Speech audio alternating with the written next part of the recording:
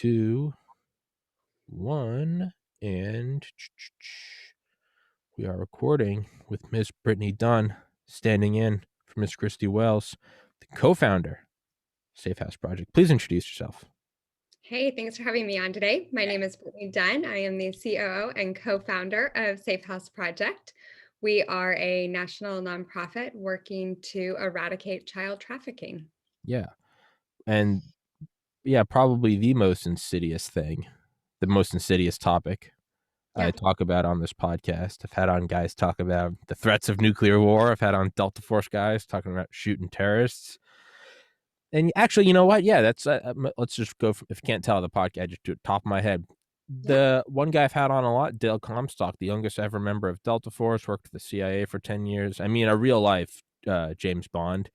And he says, in his voice, I don't lose sleep over the number of guys of Dunst taken out. He goes, but the problem he has is when he's in a foreign territory operating and he sees injured kids. Because, well, one, they remind him of his kids, but two, he's like, man, you're a fighting age male, you're a terrorist, like, you've made your decision, you've kind of crossed the Rubicon. It's like, man, you're like a 7-year-old kid with missing his front teeth and he's this tall and he's crying in a war zone. And Dale is like the toughest man in the world, and he's like, that's what he has to do therapy for. Child trafficking, I would say, perfectly illuminates that. It's the darkest of the dark. I'm 30. I've made my sins. Whatever I get's coming to me. But man, like a little kid, it's pure innocence. I'm already talking nonstop. What can, as we just said before we start recording, what can the average listener do? Whether it's just things to look for, whether it's, kind of like a post 9/11, see something, say something. Is there a place to report to? Are there little things they can take if they see someone or they suspect something? Can they be like, hey, man, you may want to do X, Y, and Z? Again, you and I aren't going to clean up the Great Pacific Garbage Patch, but we can maybe take the water bottles out of our trash and put it in the recycling. You're being a very patient listener as I just ramble on like an idiot, which is what I do. But what can they do? What can I do? Yeah, I think that's a great question. But I think in order to even start there, just in case we do have some new listeners on, I just want to kind of frame what Yeah, is child trafficking, yeah, yeah, because yeah. I think that is such an important point. And there's so much misinformation out there. So often right now, it looks like QAnon conspiracies, or it looks like tunnels under New York City. And it's like, that's when you go, oh no, I'm not dealing with that. I don't Yeah, believe that that's even happening, or yeah. maybe I believe that that's happening, but I can't even step into it. So what is it? Like, what is this thing that everybody is talking about now? And I mean, at its core, it's anytime a child is sold for commercial sex, whether that is prostitution or they are used for pornography and that pornography is sold. And so that's what we're talking about. These it isn't something new. It's really the continuum of child sexual abuse in America. We've just been able to figure out that we can now add a dollar sign onto it, like everything else, and make money off of it. And so that's what traffickers are doing. Um, so that's really where we work to help individuals understand how they can feel empowered to step in to either spot, report, or prevent trafficking. So, to your question, you were saying that you have a lot of listeners on here who might be the HVAC guy. Last year, we released a training to all of the pest management industry talking about what are the signs of child trafficking in the home. Because most people don't realize that 40% of kids are trafficked by a family member. Jeez. So, if you are a service provider going into people's homes, like pest management or pest technicians who go into 20 to 30% of households on an annual basis, maybe you're going in and you're walking in, you're seeing a couch that's made up like a bed, or you're seeing that film equipment in a child's room, or you see, that there is a minor who is in a home where there seems to be, um, you know, a heavy sense of pornography or drugs or other, illegal industry or crimes. And so at the end of the day, whether or not you report that and you end up stopping a child from being victimized through trafficking, or you help a child who maybe didn't know how to raise the flags that their parent is struggling with a drug addiction, I don't think any of us are gonna be disappointed with the outcome of serving that child. Hmm. And so that's so much of the core of what we try to educate to, or what are the signs and indicators that people can see, and how do they report them? It's yeah, sorry, did I No. just interrupt you? Oh, yeah, I was for everybody listening, yeah, the HVAC. I was saying beforehand, an average listener might be a bartender in Florida or an HVAC guy in Baltimore, and what I said to her is, how do they affect change? Actually, I one of the guys that listens to this a lot, I know is one of the biggest fan, is actually an electrician. Yeah, he goes into a lot of houses. Um, Real quick aside, I always use weird analogies, so bear with me. You probably think I'm crazy. Right after World War II, when we brought Mhm. back Nazis from Germany, and they had jet engine technology, whereas we still had propeller technology. This is super, super crash course history. Out in Nevada, not Area 51, it's called Groom Lake. It's an actual air base. It's where we put classified technology, experimental aircraft. It was so classified, we didn't want anyone in the world to know that we had jet engine technology, including members of our own Air Force. So it was a very select few. So if your average Joe pilot out there was flying around and they saw something with a jet engine, they didn't want that leaking out to, any potential saboteurs or spies. So what the pilots of the jet engine craft would do, I'm not making this up, late 40s, early 50s, they would wear gorilla masks if they saw another aircraft getting close. So when this guy would land, maybe he's a respected pilot and he's like, I saw this weird craft that had no propellers. There was smoke coming out the back, and everyone's, oh, wow. And he goes, and you'll never get it. There was a gorilla flying it. Well, you poison the well, and now no one believes it. And we know that as disinformation or misleading information. It does serve to hurt what you and Miss Wells are doing when it gets tied into, yeah, it's QAnon. No, it's the battle for good and evil. There are tunnels underground, and no, it's these are Satan reptilian overlords. And it's like, well, so when people see that and they go, I don't want any part of that. One, because maybe there's nothing I can do to stop it, or two, oh, they're a bunch of crazy people, and I'm going to lose my job. When it's not that, it's there is child trafficking. There is, as Miss Wells said last time, there are people can pay to rape a child to death or watch someone rape a child to death.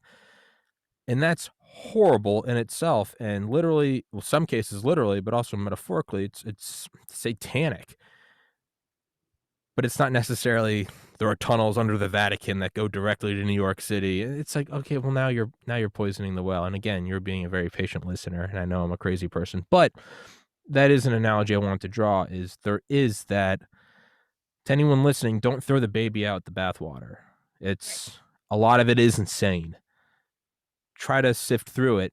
And I think the simplest way you can do is, well, what you said earlier, follow the money. If it's talking about Hillary Clinton's a reptile, that's insane. That's crazy person talk. If there's $150 billion international industry, hone in on that. Right. Sorry for that little tangent. No, and it's great because, we find that all the misinformation, people are coming at that with a kernel of truth, and then they exploit the rest of it. And that doesn't help the industry. And really, if anything, it actually helps the industry, because if we're only focused on these very extreme versions of the truth, then we miss what's right in front of us. And so, if you are a coach and you have a child who is not showing up to practice a lot, or when they do, they are seeming aloof and they're dissociating during practice, or they are wearing long sleeves and it's getting hot outside and you're missing the bruising on their arm, and you don't report that, that's a child you could have helped. Or, if you are a neighbor who sees one of the kids in your community who's home a lot during school hours, or is very nervous and resistant to a certain adult in that child's life, that's something you can report. And that's what's so impactful, is that when we just slow down enough to really see kids and meet them where they're at, especially coming out of COVID, when we don't know how many kids have been trapped in unsafe homes, we have the opportunity to truly step in and change a child's life. And so I think that's just that beautiful opportunity we have to embrace the hard and just educate ourselves a little bit on the hard so that hopefully we can be on the hope side of a dark issue. Yeah. And where do people report it? Is it just the police? Is it Child Protective Services? Where would they go? What would they, again, Yeah, for the listener that doesn't have more than an extra 30 seconds in the day, and for God bless, they listen to my podcast. What is something they can do? They just have their yeah. phone, they're an electrician, they're going into a home, they see something weird. Where do they go? What do they say, and who do they say it to? Right. The National Human Trafficking Hotline is a great resource for suspected trafficking. If you see something that, maybe you see it and it's a few hours later and you're like, oh, that just really didn't sit right with me. I was at the, maybe you were at getting gasoline at the local gas station and you saw a child who was with an adult that really felt uncomfortable, or that you maybe saw an exchange of money and a child present, but you didn't know at that time what you were seeing, and you then were kind of hesitant to engage, but it was still sitting with you later. Report that to the National Human Trafficking Hotline, because what that is that's a whole lot of tips that are coming in that create patterns for law enforcement to engage. So if you have a massage parlor there's constantly receiving tips about, that informs where law enforcement is going to focus their time and energy. So that's the beauty of the National Human Trafficking Hotline. But in those acute situations where you're like, okay, something is wrong, I can tell this person needs help, you just call 911. Like, do not pass go. Like, 911 is Okay. there for a reason. And that's the best way to engage. Um, I think that, if you do want to call Child Protective Services, obviously that's a great course of action. If it's a neighbor's kid and you want to do a welfare checkup on a child, that's a great first step. But at the very least, store the National Human Trafficking Hotline in your phone, because you can call, you can text, and you can go online later and report that information to the hotline. Yeah, and that I hadn't thought about that. That is important, is, yeah, the pattern of tips. Maybe it doesn't all lead to something, but think of like the CIA tracking down bin Laden or something, right? You don't Right, necessarily find a selfie on Instagram of bin Laden in a bad, but what you do find is a tip off from a cab driver or metadata from a phone, and maybe over a decade, you start to 90% of the tips are happening in Abbottabad, Pakistan. Some are in New York, some are in Melbourne, some are in Moscow, but they're all kind of painting this picture of right here, he's probably there. And that, actually, I hadn't thought about that. So, okay, so it's not all for naught. It's not like, oh, well, that child's long gone. That was 2 hours ago. It's not necessarily the same as like an armed robbery where it's like, oh, they got away. You right. can add actionable data. Well, because it's organized crime, and that's the other part of, or it can be. And so when they create those patterns, they are going to have their normal stomping grounds and things like that. And nobody should feel like they are going to be at fault for reporting and having it not be trafficking, because when you report, it isn't you're not the one having to go up against a trafficker in a court of law. Like, it's not going to be your tip that is ultimately going to bring down a trafficker. It is going to be law enforcement working their bottoms off to try and build a case, and finding those who have been impacted to really build that. And so that's where, we as community members have a great opportunity to be the eyes and ears of the situations where we live, work, and play, to say something when we see something that helps law enforcement be more effective, because we all know that they are spread thin, they can't be everywhere. And so if we want our communities to be healthier, to be stronger, and for us to prevent trafficking in them, we just have to say something when we feel uncomfortable. Hmm. Now, yeah, let's play devil's advocate for something that isn't trafficking, and someone maybe like myself or whoever, maybe it's a legitimate concern, well, I don't really think that's trafficking, or maybe it's just completely understandable. Maybe it's a part of you that's going, man, I kind of, I'm really not sure if it is, and I don't want to be that guy that, calls it and it's not that. Is that going to ruin that person's, what actually happens? Do you know what happens if it's not trafficking? I mean, I know it's anonymous. I know it doesn't have any effect on the actual person calling it in, but for someone that is genuinely concerned, or perhaps maybe is just scared, and they are and I would absolutely be that person, is maybe using that as an excuse, when it's like kind of rainy outside and you're like, well, I guess we can't go to the gym today. I mean, I can, I just can't. I can't. It's Walmart's Right. a mile away. COVID. I got to go to McDonald's. We just got to do it. We can't. We don't have an option. We have to go get a Big Mac. I am absolutely that glutton. Is there? How do we ease the minds of someone like myself who consciously or unconsciously might fabricate an excuse to be like, maybe that was just a kid and the dad had a long day. I know me and my brothers probably drove my parents up a wall. I'm sure. I'm sure they've been angry enough at us that someone might have looked at us and gone, "Are they being trafficked?" No, we're just being asshole children. Right.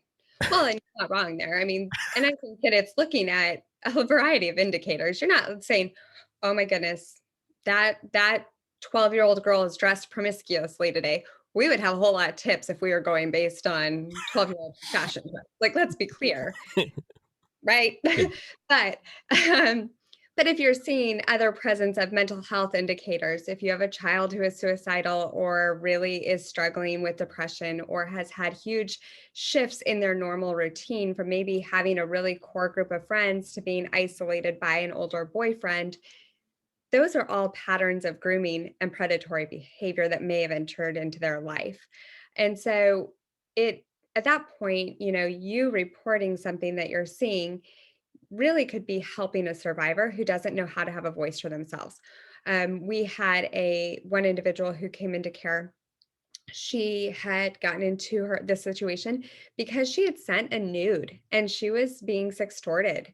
And so when that sextortion escalated, the trafficker started to require her to do, more extreme versions of trafficking and engage in person. And so she didn't know how to get out of that because he was threatening her dad's high-powered career. He was threatening her reputation for getting into college. And he was saying that he was going to go after her network of people that she loved. And so these individuals don't always know how to break the cycle of blackmail and shame and guilt that they're in. The average survivor has to have 8 interactions with somebody they truly trust to even self-identify as a victim of trafficking.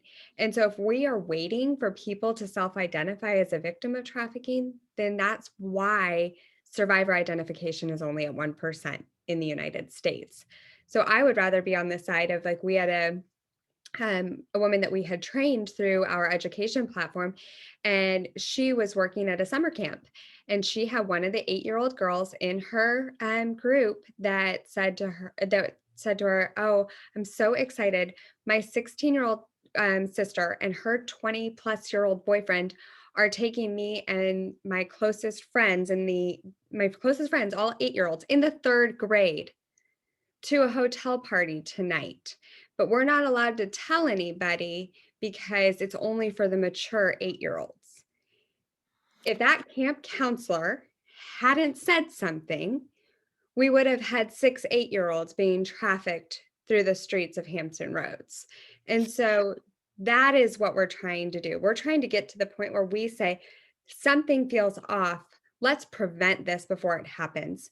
And that's really the beauty of education, is that ultimately eradication comes through education. And so if we choose to step in, learn signs and indicators to help those who have already been impacted by the heinous crime of trafficking, and educate ourselves to prevent it before it happens, then there truly is a solution to child trafficking. Personal question. Yeah. When learning about all this stuff, how do you refrain from just going full Rambo? How do you just refrain from going, "You know what? I'm not calling child protect." How do you refrain from just going John Wick? Just like, "You Yeah. know what? Jack There's evil Bauer. on this earth." I know. I mean, I think it's all those years of watching Jack Bauer that have taught me all my self-defense moves. Yeah. Um, I think part of it is that we have really incredible partners in the space. And so when you are connected into law enforcement and into child protective services and those who have the best interest of the individuals that you're serving, you have that point of contact that we can call. We know who to engage. We know who are the operators who can go in and get somebody out of a trafficking situation. And so I think that really helps me personally. And that's why, we love collaborating and working across the industry to unite it, is because we can't be everywhere, but our partners can, or this person can. I think that's part of it. But on that, like, just gut reaction side, Yeah. where it just makes your blood boil. Um, I was not a runner before we started this, like, hated running, like, really, like, up there with, I would find every excuse in high school to get out of running Yeah. or swimming or anything that did not make Cardio. me, yeah, anything like that. I was like, "Oh," I went so far as to get doctor's letters on all that stuff. Hell yeah. Yeah. I was like, "I'm not doing that stuff." Um, but when we started this, Christy said to me, she goes, we're gonna run Marine Corps Marathon." I was like, "You're hilarious. I'm not running Marine Corps Marathon." Well, then we became charity partners for Marine Corps Marathon in 2019. And she's like, we have to run. And I'm like, "I'm not running." So we go to DC for some meetings. And I was like, "Oh, good Lord." It's that still small voice in your head that goes, you can't ask others to do what you're not willing to do yourself. So here, the girl who had never run a mile, it's June or July. Marine Corps Marathon was in October. Sign up to run Marine Corps Marathon. And we did it, and it hurt. But now I would say that's the thing that helps me. Now I run probably Yeah. 5 times a week because I had to find something that could mentally ground me Mhm. as an outlet. And I think that's so important in this work, is self-care and recognizing when the vicarious trauma is setting in. Um, there are still individuals on my list that I would love to have a conversation with. Yeah. Um, you know, but I also recognize that a lot of those people are also broken people, and they have had their hurts and hangups. Yeah. I mean, I mean, that's the real kind of philosophical wild card, right? Is like, man, is this trafficker?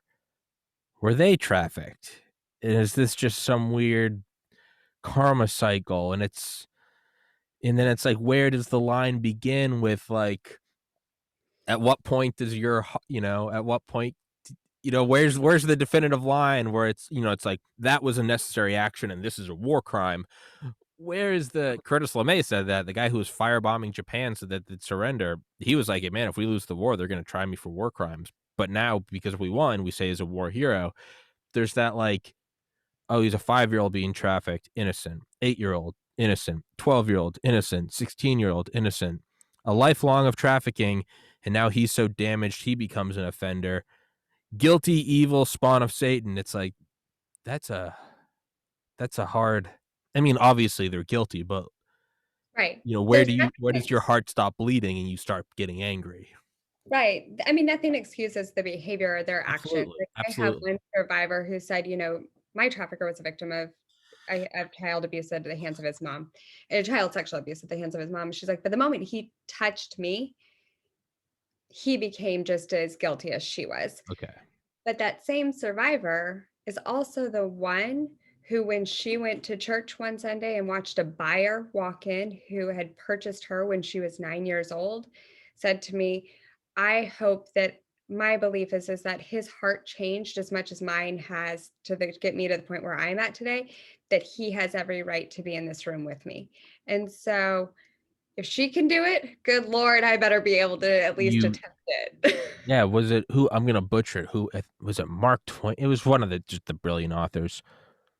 I pray for Lucifer, who in 1800 years has prayed for he who needs it most.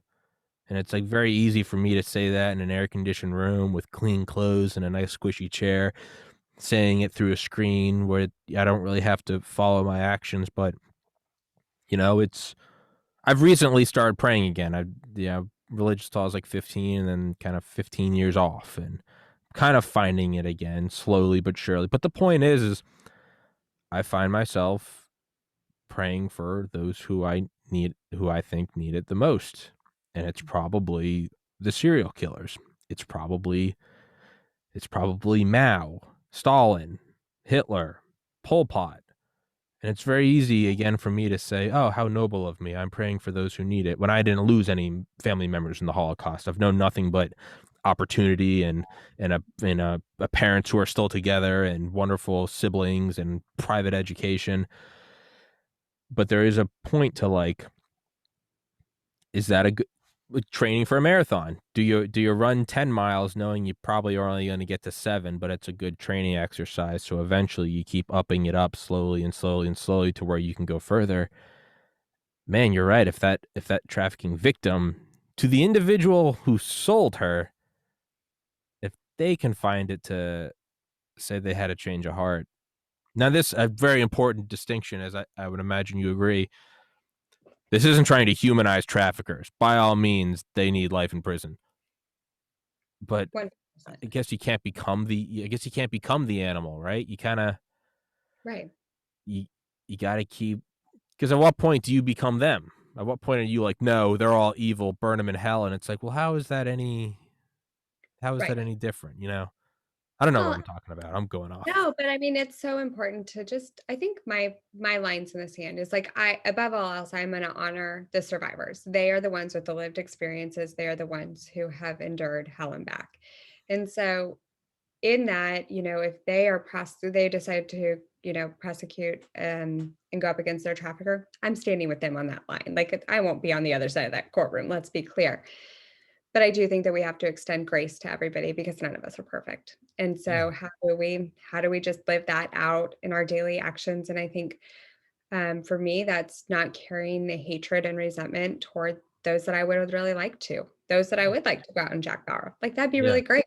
I mean, it would be fantastic, but it doesn't solve problems. No. And there are my husband's military. He was a Top Gun instructor. So when you were talking about Nevada, I know that territory Okay. Awesome. all too well, and but he's currently at the Pentagon doing tabletop exercises with the War Game Directorate. And, the reality is that we have to find diplomatic solutions to solve the world's hardest problems, but also understand our own convictions and our own lines in the sand. And I think that's where we lead from, is that um, we have to be able to hold a lot of different things in tension with one another in our minds and make the best decisions that we can on behalf of those that we serve. I had I had a guest on. This is episode 452. I think it was guest number 19. Was a guy from Sayeret, the Israeli Special Forces. He sent me like his passport and everything, but he had to wear like a mask, because if he traveled abroad, other nations have prosecuted Israeli military members before. It's kind of this entrenched anti-Semitism for saying like, oh, he couldn't reveal his identity. And so we were talking and talking and talking, and we kind of eventually got to the point of like something like Hezbollah or Hamas or whatever, or Al Qaeda. And I was like, man, I'm a white guy with no military experience who lives in the United States. I was 11 years old during 9/11. Like, and I got some hatred for him. I was like, what is it like to be an actual trained soldier from Israel when you have the heads of these nations tweeting death to Jews? I was like, you must just go on fire. And he went, yeah, man, I feel so bad for them. I was like, what? I was like, what? I was like, what do you, what? And he goes, man, I go into these places and, they don't have any infrastructure. They're from broken homes. A lot of them have never had like a single multivitamin. Their teeth are falling out at 18. They don't know running water. They defecate and wipe with their hands. They've never even seen a TV. They don't even know what the United States is. If you go up to them and say, why'd you do 9/11? They say, who's 9/11? They have no idea. They make I don't know, maybe the equivalent of $1 every 2 weeks doing some BS job in the middle of some broken Mad Max land. And then all of a sudden, some wealthy benefactor with lines to Iran or Saudi Arabia says, hey, if you fire an RPG at that military convoy, you'll get $1,000. And it's more money than they're going to make in the next decade, if they even survive the next decade. And they have that $1,000 and they go, maybe I can get my daughter some vaccines or something. Right. He goes, man, I completely get it. And then he flipped and said, I have to kill them if they pick up the RPG because they're a direct threat to my nation and to my brothers and to the people I'm serving with. But he goes, God, my heart goes out to him. And that's always kind of melted in my mind. It's like there's someone who's like completely understands the big picture. He's like, if I was in that guy's spot, I'd probably be picking up the RPG too. It's such an interesting tension that we live in this world, and It's that's insane. really where, to the whole question of like, what do I do with trafficking? Like, how do I engage? Yeah. It's like, okay, go be part of the homeless community that needs your help. Like, invest in your kids' school and see the kids that are struggling and are going to be coming back behind, not just because of trafficking, but maybe because they had two working parents that, I was with somebody the other day and she is an exec and her husband was working on one of the vaccines. Like, they didn't have time to like focus on their kids' education over the Yeah. last year. So, how do we step in and help meet the needs of other people in our sphere? And I think that if we could get back to a place where we are putting others' needs above our own, then we can solve some of those problems. If we can see some of the places that other people might not truly understand, not come at conversations with heavy rhetoric and just distrust of the other individual, but say, what have you been going through? What is Mm-hmm. that? And those are the bridges that we can build with people that I think change lives. And so, um, I want people to understand trafficking. I want them to know the signs and indicators because I know how many vulnerable kids there are out there. And I know how many children are being preyed on, especially in this time. And so that's my heartbeat. But more than that, it's a call to service. Like whatever your strengths are, use your strengths for service. And ultimately, the we're all going to be in a better place if that's the case. Mm-hmm. Yeah. Right. It's like the individual limestones that built the Empire State Building. It's like no one was like, make sure the whole thing's straight. It's like just place your limestone, rivet your thing. You did your little part, do the next one. And when thousands of people do that, and it creates the whole thing, right? It's kind of the cheesy example, but it is true. I remember when I was little, whenever we'd rent a house up on some lake or something, I would always get so mad because it wasn't just enough that we like cleaned up on the last day. My dad would always say, "Find it better than, or leave it better than you found it." And in my mind, I was like, "Why are we doing free labor? Why are we why are we paying them to rent?" And he'd be like, "One, you're not paying anything. I'd be 7 with a bowl cut and braces. Touche, old man." But he would say, leave it better than you found it. And that's kind of how that's my approach on the world now is I might die tomorrow. I might die at 90. What are my long-term goals? I'd really like to affect mental health. I lost a sibling to suicide 7 years ago from depression. It's very near and dear to me. I would like to create a massive change in mental health, which is just a whole nother episode for another time. It might be that the most I can do is like text a friend who I think is down. Either way, in my mind I call it the summer camp or the summer rental. I forget what principle or something. It's just that kind of leave it better than you found it. To completely pivot from that, so the first time I talked to Miss Wells, and she was bringing up things, and that was like 200 episodes ago. I've had a lot of time to think it over. One specific thing, or I guess theme, and it were some of the darker things she talked about. And I have since tried to go on and do independent research, which I'm sure has flagged me in Google systems for thinking I'm searching for this information. But like my own kind of like personal just so everyone knows what I'm talking about, so I'm not alluding to this weird thing. Um she talked about raping children to death, killing children, lighting children on fire, satanic abuse, not QAnon shit, but excuse my French. Put that aside real quick. Right. I've wanted to talk about that, and there's been this weird bifurcation in my mind because I Mhm. clearly have ulterior motives. I'm trying to grow a podcast. I have to look at it and I'm like, am I trying to use this very dark, incendiary thing for my own benefit so my video gets more views? Or am I actually interested about the darkest depths of humanity? I think it's more towards the latter, but I might be biased towards thinking it's the former. And I've had this battle in my mind for months. Like, am I going to do an episode and talk about that because I want views or because I'm actually interested? And I finally got to a point where I realized I don't care anymore. I think I'm just going to do it and get it over with. Sure. But in my mind, I remember like when those ISIS videos started first coming out of them chopping people's heads off, of lighting people on fire. And one of the special forces guys I've had on here told me, he was like, you have to watch it. And I've read the description, I'm good enough. And he was like, no, you have to watch it and let it be seared into your mind. He was like, don't watch an abstract video of 9/11 of the buildings collapsing from 2 miles away. It's like, watch the people jumping out of the buildings, watch them hit the pavement, and watch them no longer resemble a human. It's just a pile of blood and mush.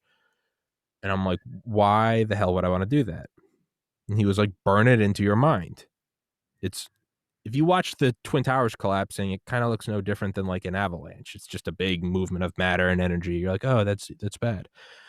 When you watch two people holding hands with their ties flapping as they hit terminal velocity down the facade of the South Tower, you go, oh yeah, terrorism's a real thing. We can't take our foot off the gas. To me, we can talk about a child wearing long sleeves to hide the bruises. Are they dissociating? Do they seem very scared? And those are all things where, again, it's okay, good. Let's talk about it. Let's listen.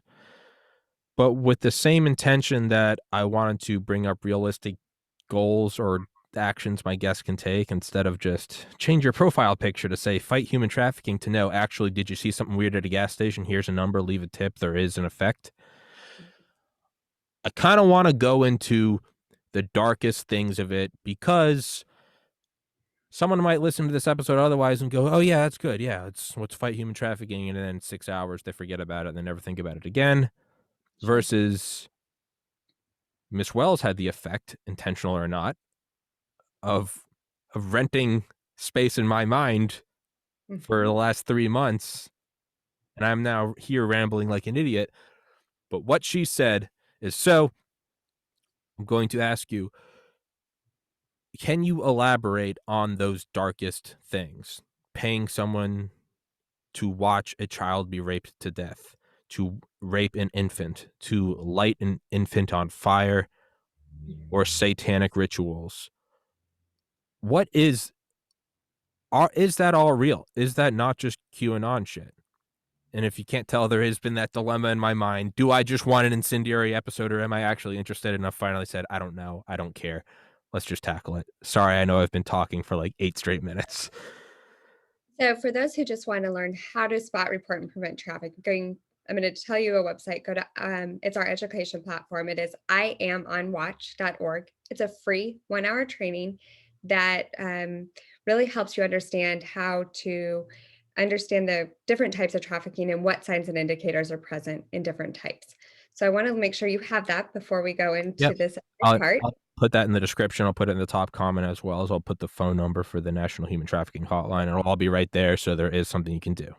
Yes, and those are so it's 10 5-minute episodes. Very easy to do and feel like feel empowered to go out and do it. Because what we're going to talk about next is obviously the harder cases, and they may not be the ones that you intersect with quite Sure. as frequently. And so, yes, it is. There are definitely parts of this that are extremely dark, and that they are. We work with a lot of survivors who suffer from dissociative identity disorder as a result of ritual abuse. And really, what that is at its core is it's when their mind fractures because they cannot hold the traumatic memories that they've experienced.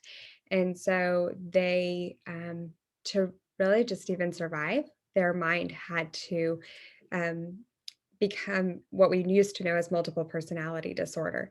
And so they have experienced some of the darkest parts of our world.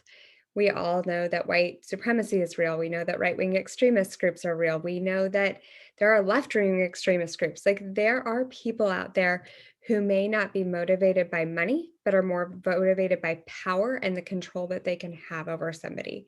And so that is a very different trafficker profile than those who are like, I just need to meet my rent. And so I'm going to sell my child to get the rent money to pay the landlord. Like that's still horrific and should not happen. But the motivation is different. What we find with these very dark, more spiritual run groups and the occult activity is that the traffickers are really wanting that power, that control, that ability to um, reprogram to some level somebody's mind for their purposes. And so that is where the dark parts really live in this issue. Not every survivor by any means experiences that, but we do have many that have. And um, their road is long and hard. I mean, they are every day wrestling with, am I gonna wake up and be who I was when I was born? Like my host, they call it. Am I gonna be in my host personality? Or am I gonna wake up and be a young child that has a different name? And that's when that first experience happened. And then I wake up and be that 11-year-old part of me that suffer or struggles with suicidality. They don't know which part of them is going to present at any given moment. And that is the complexity of DID and really serving those survivors who have been victims of some of the worst parts of trafficking in our world.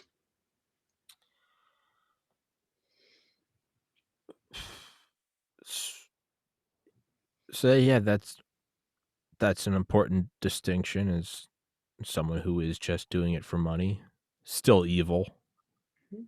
versus I mean, I think Miss Wells said it. She was like, "It's no different than." I mean, maybe something that we can all, because no one can really relate to it, because I would imagine the vast majority of my listeners aren't human traffickers. Okay, but you could, all right. Let's just use an adult analogy. You're in a relationship for a long time. Maybe you guys spice it up in the bedroom. You try something new. That's no different than running farther, training for the marathon. That's no different than adding another plate to the bench press. You got to push further, right? Or it's the fifth day of spring break in college. Your alcohol tolerance starts to go up. You guys got to move to the golden grain, hard alcohol instead of like the apple teenies and stuff, right? Not that I would drink girly drinks. That's maybe I have to edit that out, but there is an it's I mean it's very simple. It's neuroscience is what it is it's oversaturation of dopaminergic receptors or whatever receptor it is to where you need greater and greater stimulus. It's no different than pornography, where it's not enough that you need X, you now need X times two, or you now to these weird kind of fetishes, which as long as it's all legal, hey, go for it. But it's not the point of this. She brought up that it might start with the thrill of looking at images of a naked girl who is under 18. Oh, I just did something illegal. To 16, to now she's prepubescent, to now Mhm. she's a child, to now it's not a picture, now it's a video. Now it's masturbation, now it's sex, now it's watching someone else do it. Now it's watching it in person. And now it's abuse. Now it's punching or hitting to finally now it's murder. Mhm. Now it's paying someone, choosing from a host of instead of what appetizer do you want, you can choose, hey, how do you want this kid to be killed? Is that just the highest? Is that the highest? Is that the hardcore fentanyl? Is that a Yeah, satanic ritual where a child is raped to death and then murdered? Is that is that just the deepest end of it? I hope so. Like, I hope that's the deepest end of it, but in this industry, I say that and then somebody else walks in our door. But at the end of the day, like when our survivors come in, it doesn't matter where they're coming from, like we're going to love them and we're going to figure out and walk with them through whatever it is that they've experienced and go to those hard places with them.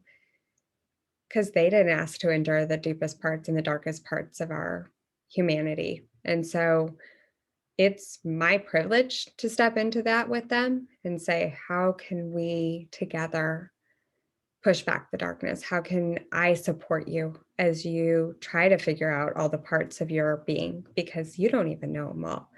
How can I speak with your therapists or do whatever it is that I need to do to help you put back your life, little bit by little bit and show some you what true love is and try to replace all those lies that have been fed into their mind for so long with truth of their value and their dignity and their worth. And so that is really at the end of the day what our heartbeat is to see is more opportunities for people who maybe have been rejected by society because they are in those really extreme cases which are really hard and people don't know how to like people we don't have a crash course during high school or college on how to Mm, deal with people with complex trauma. yeah, That's never in our sphere. Like, even most therapists don't ever have yeah, that in-depth of a training. So how do we really work to progress the responses that we have? How do we train people so that they are those who can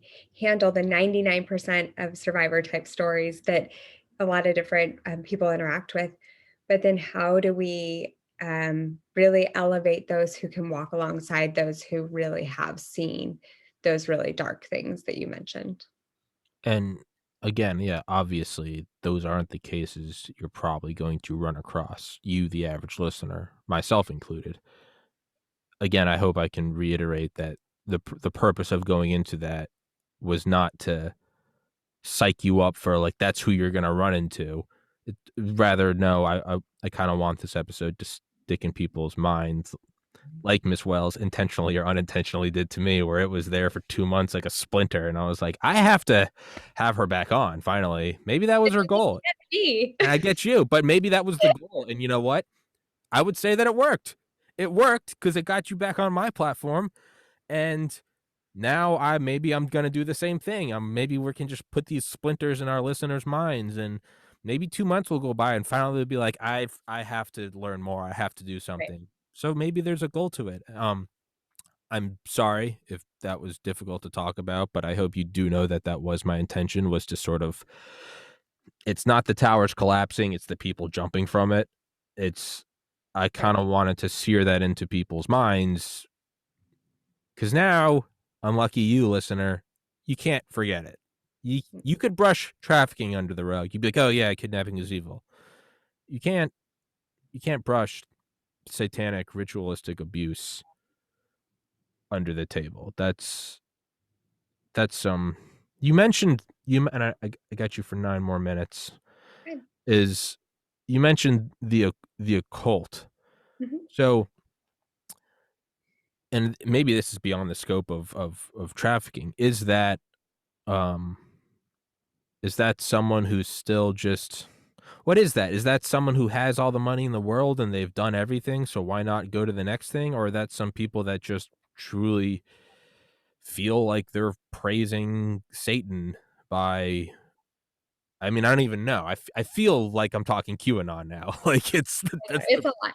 Well, the closed culture community, like, there are those that are satanic ritual driven, Jesus. or there are those that aren't, but they like, that still stems and so the occult doesn't necessarily worship Satan in the same way that a satanic ritual cult does.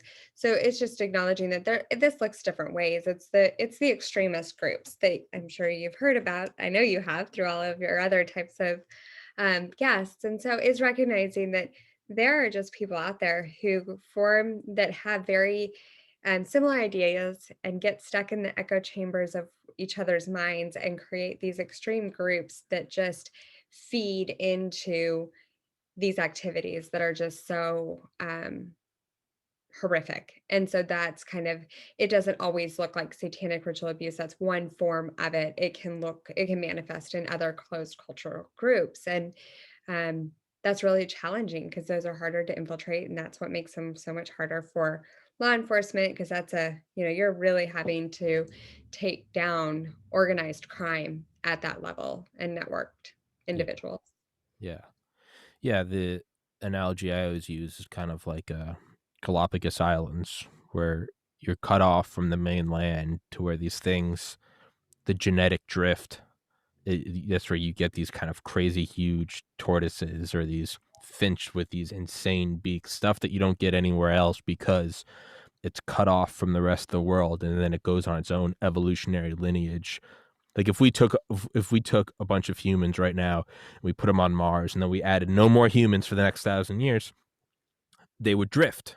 It's called genetic drifting. They would become adapted to there. We don't really see as much genetic drifting on Earth because air travel, train travel, boat travel, we're now intermixing so much. It's not unheard of for someone to grow up in New York and then move to Shanghai and whatever.